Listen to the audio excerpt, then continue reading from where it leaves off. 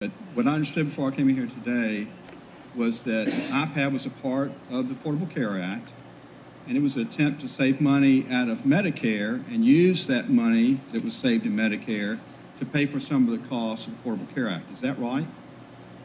Correct. Okay. So we're taking money out of Medicare, that takes care of older people who've paid into the program, to put into a program, the Affordable Care Act, where people haven't put a single penny in. Is that what we did with IPAB and the Affordable Care Act? You know, it's somewhat under current law. CBO already assumed that IPAB will be saving money over a 10-year window, even though these price controls haven't yet been implemented. And so the assumption that preventing these price controls from going into effect is actually going to cost the government money is kind of backwards thinking. Well, it may not actually work out, but the intent was that with IPAB, you would save money in Medicare and take those savings from Medicare, which is health care for people over 65 who've paid in this program because of their working years. We'd take money away from that program and put it in the Affordable Care Act, which is a program for people that didn't do anything. Correct.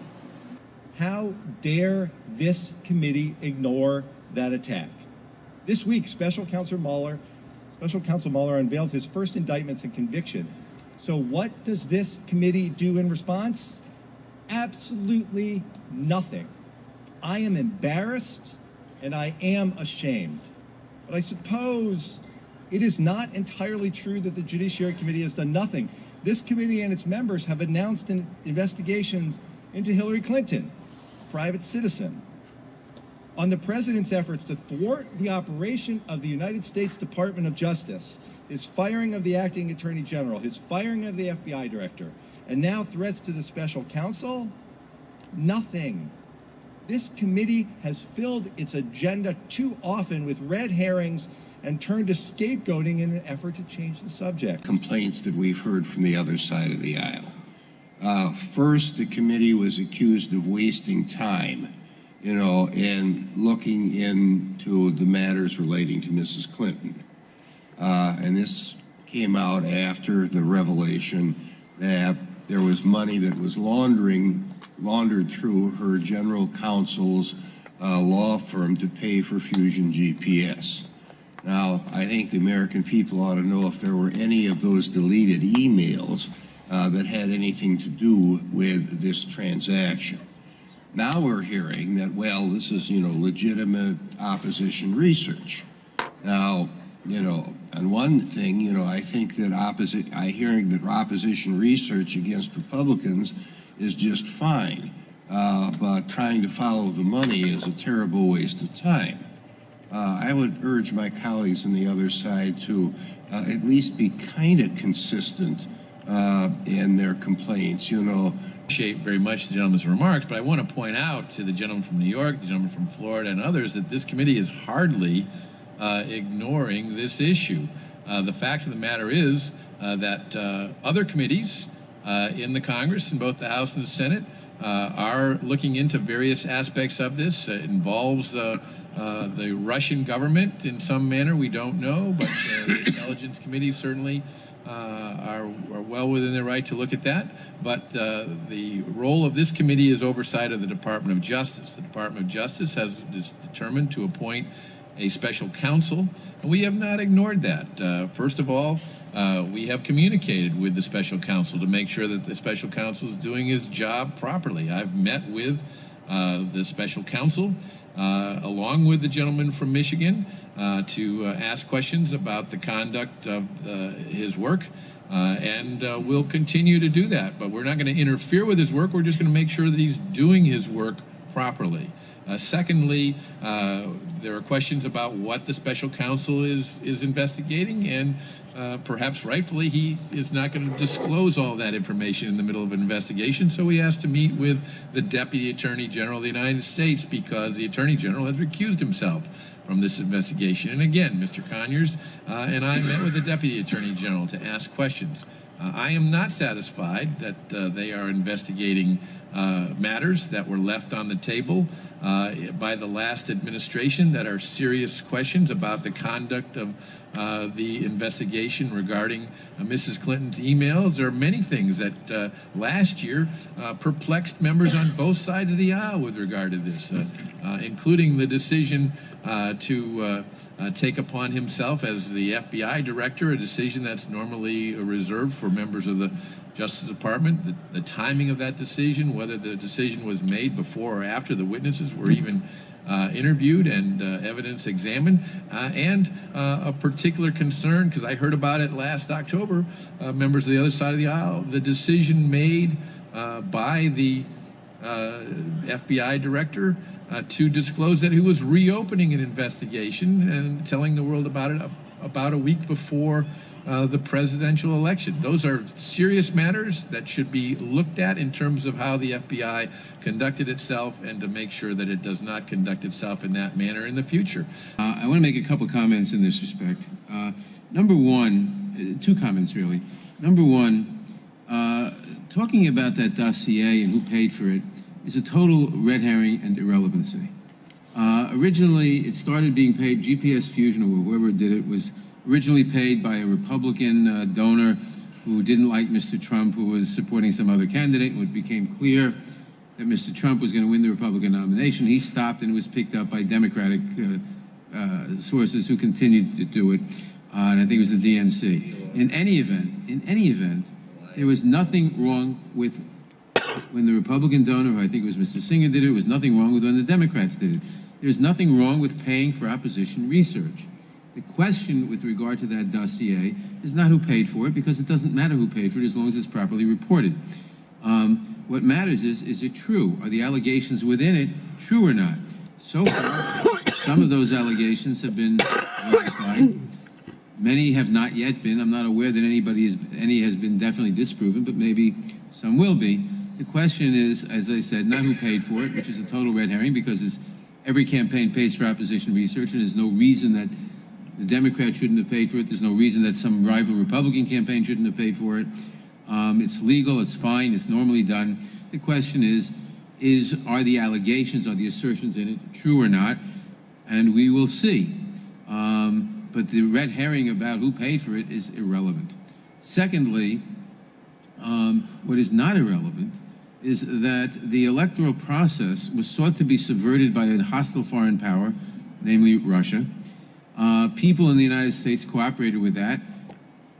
Obviously, people in the Trump campaign, we now know, were interested in cooperating, at least to some extent. They wanted dirt on Hillary. They were eager to accept dirt on Hillary, as they put it, from the Russian government. Whether that actually happened or not remains to be seen. But the point is, there was an active attempt by the Russians to subvert our election. There was at least some cooperation from some people within the Trump campaign.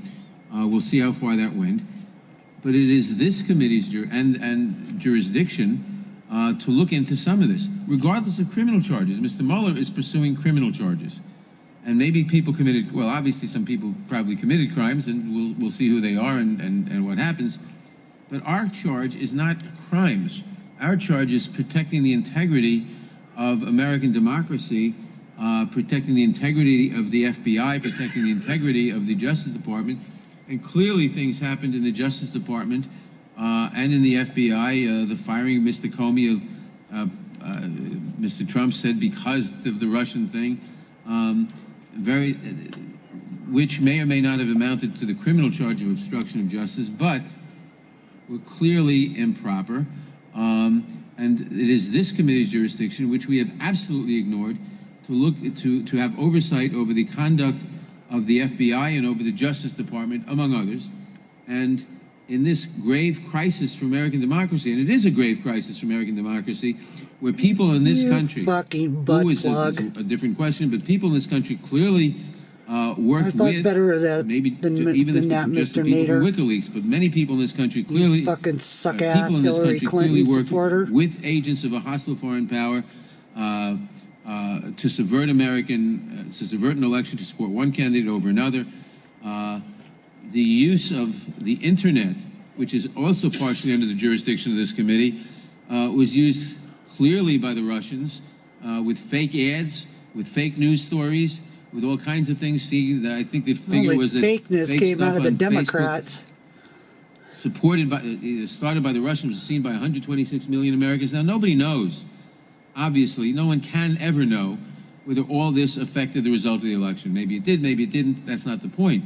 The point is our election process was attacked, it was subverted, and we have to make sure that we have protections in place so it doesn't happen again. Let's talk about the vans full of fucking Hillary Clinton ballots. The job of this committee, the jurisdiction of this committee, and we are very shamefully ignoring it. And I think that is Mr.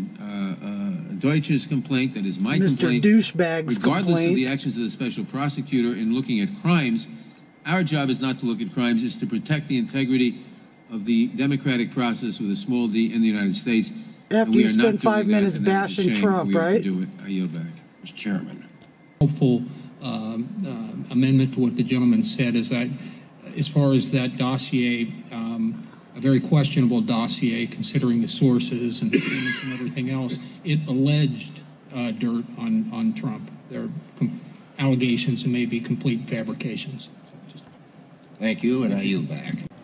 The gentleman from Tennessee is recognized for 5 minutes. I'd like to ask the chair, there is a bill, I presume it's in this committee, that Mr. Conyers and Mr. Jones have filed to insulate and protect the special counsel from being fired without cause, and particular other standards that are in that bill. Is that not relevant for this committee to discuss, and shouldn't that be something that we should look at rather? Let me just say that I think that the authority of a president of the United States to take actions with regard to personnel is very clear, and the president has also made it clear that he has no intention of firing a special counsel. So I don't agree that Mr. Chair, the president has said he said he was in favor of Lamar Alexander's bill before he said he was not in favor of Lamar Alexander's bill. The president changed from day to day. The president never declared he wasn't going to fire Comey, but he fired Comey. The president has been encouraged by Steve Bannon and Jim Robertson and the Wall Street Journal to fire Comey. The president responds not with his intellect and what's best politically and the safest thing to do, thinking Lindsey Graham is right that holy hell will be raised if he fires a special prosecutor, but he responds with his personal belief that he has been attacked or threatened in some way. And when somebody comes at him like Mr. Comey did and like Mr. Mueller has, there's a goodly chance he will fire him. But the issue is, what standards should there be to determine whether he should be fired? The president is not the king. We fought a war to see we didn't have a king. The president does not have unlimited powers. And when the president is being investigated by a special counsel established by law to look into charges that he has basically mutilated our democracy, then we should look into that bill that Mr. Conyers has filed, and that should be our first priority. You may not want to interfere with what Mr. Mueller does, and I understand that. And what Mr. Sensenbrenner says about granting immunity, that's all fine and good. But the whole idea of whether he should be fired and under what standards should he be fired, it's not the issue of whether or not you believe Trump's not going to fire him. It's what the law should be if he changes his mind, and for the next president and the next president. So I would ask you to schedule that bill for a hearing. The gentleman yield? Yes. The standards by which the president must conduct himself with regard to firing employees is set forth in the United States Constitution. I suggest you read it.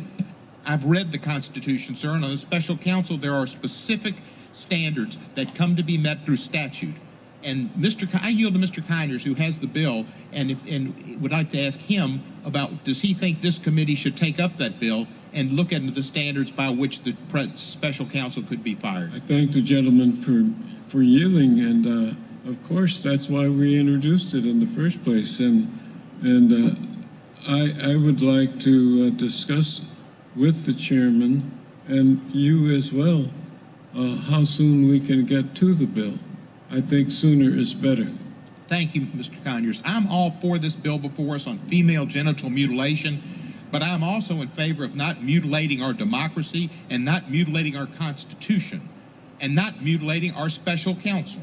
And this committee has a duty to look into seeing that the special counsel cannot be fired at the whim and caprice of the President of the United States. He is not the king. He is not the sole decider, the arbitrator. He is a servant of the people, and he's the head of the executive branch, you stupid fuck. Feel like it is fair and just, and everybody is subject to the law. And if the special counsel is not immunized or made clear that the standards are such that he has a right of review and he can only be fired for abuse of his powers or for some other purpose. Well, will the gentleman yield? Sure. I have a Constitution here in my hand.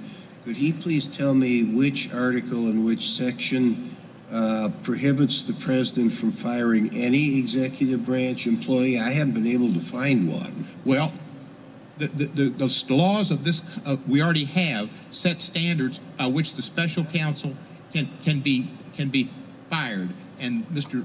Conyers and Mr. Jones's bill make it clear that there are stronger standards. And yes, there may not be any prohibition, but that doesn't mean that there cannot be a restriction. And the special counsel is a special type of employee who is not necessary, especially when he's investigating. No, I won't. Especially when he's investigating the President of the United States for collusion with Russia, for destroying our democracy, and for flaunting his and his campaign associates' activities with Russia, which they have constantly lied about. And this committee is being made a mockery and a joke of by not taking up any issues at all dealing with that. We have a duty to do it, and we should be having this bill before us now. I yield back.